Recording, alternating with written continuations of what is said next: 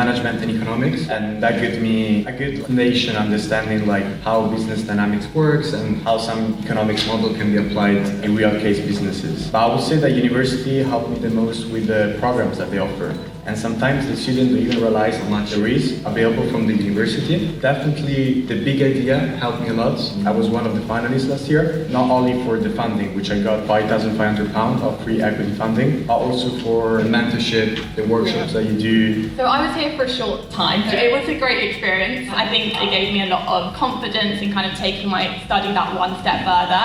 And it really makes me stand out now in terms of the coaching field as well. A lot of my clients were drawn to me because they can see my qualifications, the hospitals that I've worked at, and I don't think I'd be able to do it without actually doing my MSc. And also the location was amazing. Being in central London meant that I was able to network. Networking is a massive part of why I've been able to be successful. Definitely, it gave very strong knowledge base. The knowledge that we're getting here, and also the structure of building a business, the knowledge of marketing, because marketing is such a wide topic, so I could experience different fields of marketing, of PR, and this helped me really to understand which path I want to go, because you cannot cover everything. But thanks to Westminster, the international marketing course, which today when somebody will come to me and ask questions, I can cover every piece of marketing, because I studied all of it. I have the base knowledge of every part. So last October, I actually won the big idea. I won £7,000, and that was amazing. And like a lot of the judges, the feedback was, you're really strong on the financials. And since then, I've joined the Elevate program with Ricardo and Arjun. That's another £10,000, and a lot of mentorship, which I think is the most valuable thing. Because for me, I don't have anyone guiding me or telling me how to run the business. So having someone with a lot of experience and like the one-to-one mentorship is something I really take away.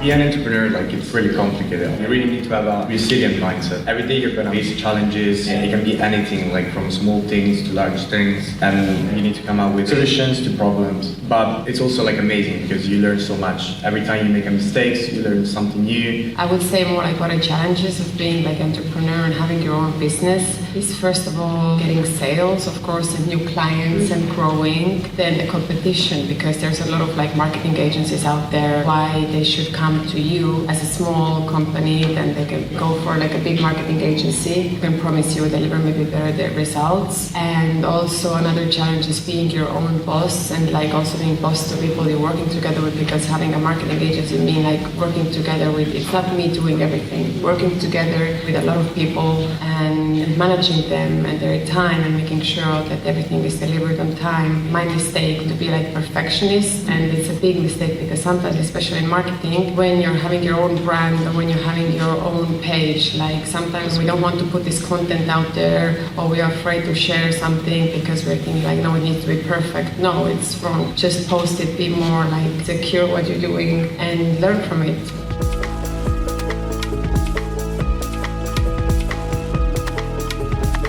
It's a case of chaos where I have to put on different faces because it's different companies. It's difficult to shut off, but I agree with everybody on the panel. You must shut off, otherwise you will burn out. The only thing I've been able to do is train every day if you do. If you don't train, go for a walk. 15, 20 minutes, 45 minutes, whatever you do. Have an anchor. It could be the morning, it could be the afternoon, evening. Mine is training every day. It's in my calendar, and I love doing things by my calendar because of how hyper-organized I want my life to be. Otherwise, I'm letting go of my company and I'm not doing the right things. I feel guilty for sometimes taking time off. I think that's common between founders. You feel guilty when you sit there and you scroll through your phone. Like in 10 minutes and I'm watching reels. Why am I doing this? My company's not at X number yet. Let that go, it's okay. I'm still working on it, as my customers are based like all over the world. So when I get into bed, I'm getting emails from customers in America. I'm sort of trying to like balance my time with that, because when I wake up in the morning, it'll be their night time. So I'm still working on that, timetabling my time, blocking time out to turn my phone off as well. It just requires a lot of discipline as well.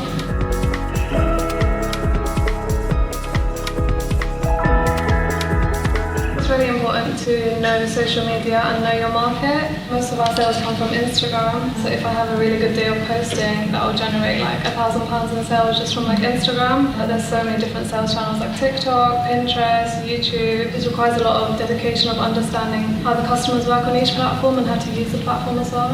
If your gut tells you something, do it. Don't listen to other people. Other people are not founders. My family told me not to do my own drinks company. My friends told me not to do my own drinks company. They did it anyway. Do it. At the beginning, I was kind of lost. You don't know where to go. There are so many things that you need to figure out. Sometimes starting with which idea. Then when you have the idea, you think, okay, how can I make it happen? How can I realize it? And I feel like what worked for me is just like I pushed myself to do it. Just put the key in the door, and then things came step by step all together. Because if you start to plan and think, okay, I need to figure out this thing, then I need to figure out this other thing, then you will never start. So really just like try to do it and then see what happens. I think first of all, get really clear on your why and why you want to do this. I think whilst I'm encouraging those conversations, it can look really glamorous having your own business. Don't just buy into that, the glamour of being a founder and being your own boss. You have to have such a strong why as to why you want to do that business and why you want to bring whatever you want to into the world. And I'd really tie that to your values. So I always anchor every decision I make back to my values, which were freedom, flexibility, and to be able to be financially independent. And the other thing I'd say is have a very strong vision for what it is that you want to achieve, because again, that always becomes my motivation. Use your values. First of all, take a moment and think, what are your values? Because you can segment your market even accordingly. Like, let's say your value is sustainability or honesty. You can find the market, who's going to be a client, then you can work with your passion and you know you have the right audience. I would say just start a blog, publish podcast, or just start doing something and growing, because it doesn't matter if it's a social media page, is it a blog, is it a website, is it a podcast.